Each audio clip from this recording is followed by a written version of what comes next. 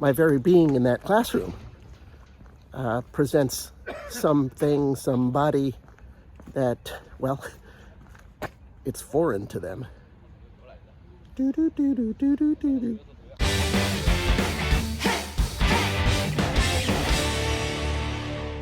Good morning, Wuhan. Good morning, China. Wake up, summer. Before I get into it, let me just set the scene. It is about 15 minutes after sunrise on a drizzly Saturday morning here in Wuhan. I'm at East Lake in Wuhan, just outside the Wuhan University campus, where I will start teaching in a little over a week.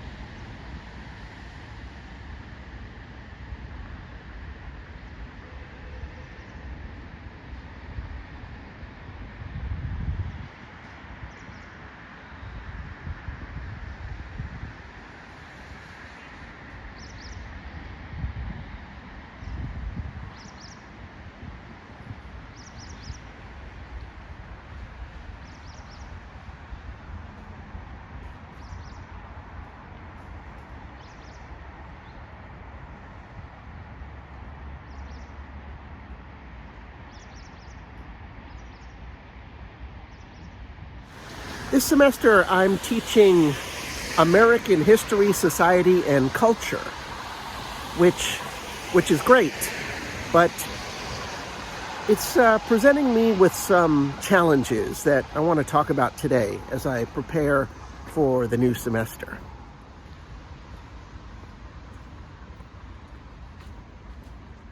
I pride myself on being very open, transparent with my students. I like them to feel that we can talk about any topic, any subject, but there's the rub. I'm also told, and it's in my contract, that I am not to talk about sensitive topics.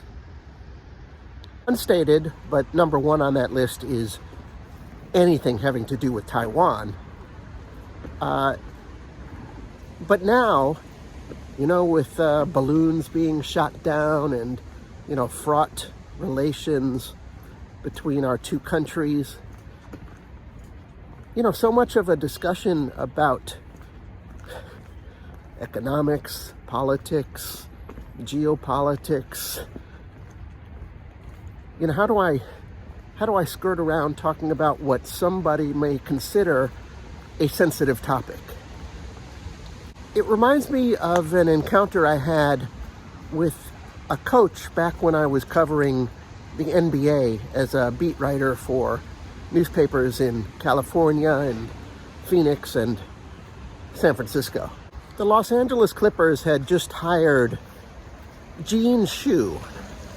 This meaningless name unless you are really a basketball aficionado from way back. But Gene had been a long-time NBA coach. And I have to say, one of the great guys, one of the great coaches that I have been around. But in this first meeting, he said something that always stuck with me. We beat writers and Gene were sitting around a table, and he said, I want to be as honest and open with you guys as possible, but there will be times when I have to give you professional answers. Just turned into the Wuhan University campus. Professional answers. Yeah, I hate professional answers.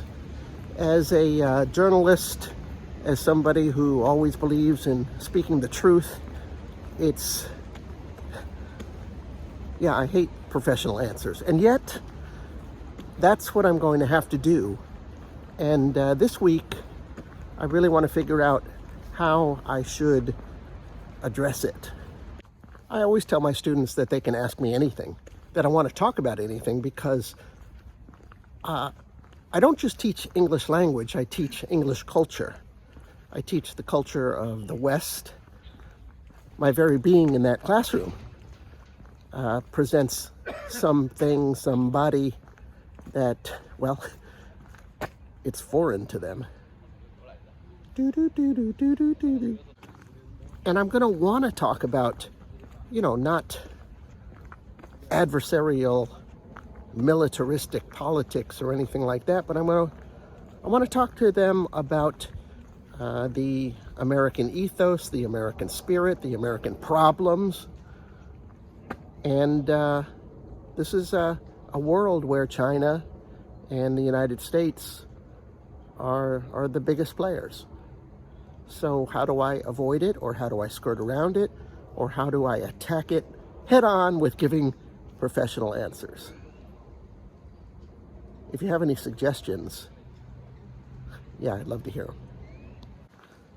I know that some, let's say, history teachers like to say that, if they're doing a good job, that their students cannot tell if they are conservative or progressive, Democrat or Republican, whatever side of an issue, that they like to present both sides, and they consider it a success if their students don't know where they stand.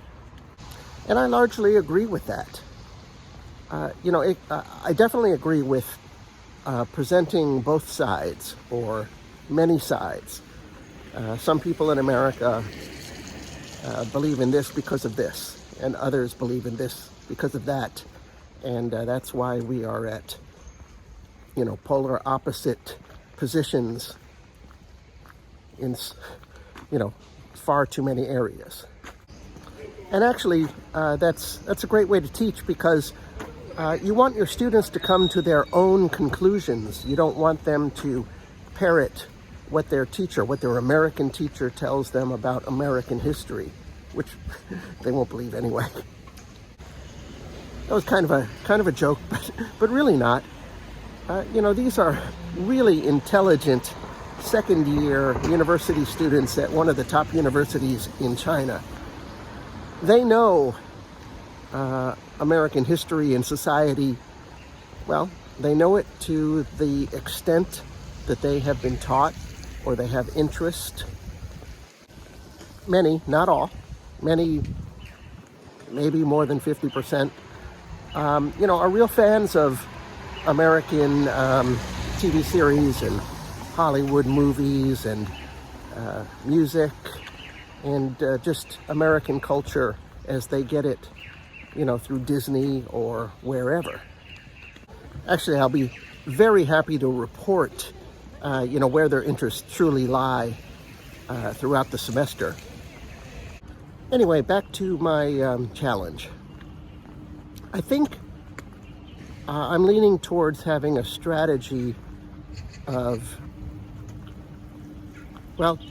tactically telling them that they can bring up any topic they want, and if and when they bring up something that I need to give them professional answers, I'll just tell them that. I'll tell them that I am not supposed to talk about sensitive topics. On the other hand, in terms of projects and assignments, I am not going to censor them. They can write or talk about anything they want. In my experience, though, it's the students who tend to self-censor themselves most of the time. I don't know if it's that they are also told not to talk about sensitive topics with a foreigner, or if they don't want to embarrass me or put me in a position, or that by asking sensitive questions they might put themselves in an embarrassing situation, either with their classmates or the big brother eye that is the camera lens that is always focused on the classroom all the time. I really don't know, but I do think that I need to devise an overall strategy, and then tactics when my students ask particularly, well, sensitive questions that I'm not supposed to delve into. And all the while do that by giving them as open and honest and thoughtful and useful information as possible. To have, an exchange of ideas, a sharing of cultures, and an understanding between our two different societies. To a large extent, that's what I'm here for. Anyway, I'm really looking forward to this semester. I love teaching American history, society, and culture. It's the perfect topic, obviously, for an American teacher, and I am hoping that my students will be engaged and interested and not too self-censoring. I really look forward to some engaging discussions. Last thing, I was talking about my NBA beat writing career, Gene Shu, Professional Answers, and I also spent 1 year as Director of Communications for the Los Angeles Clippers basketball team. So I was on the other side. I was the PR person, fielding questions from my former colleagues in the journalism world. I quit after 1 year, and I quit because it went against everything that I stood for. I felt like I was in a straitjacket. I don't like giving professional answers.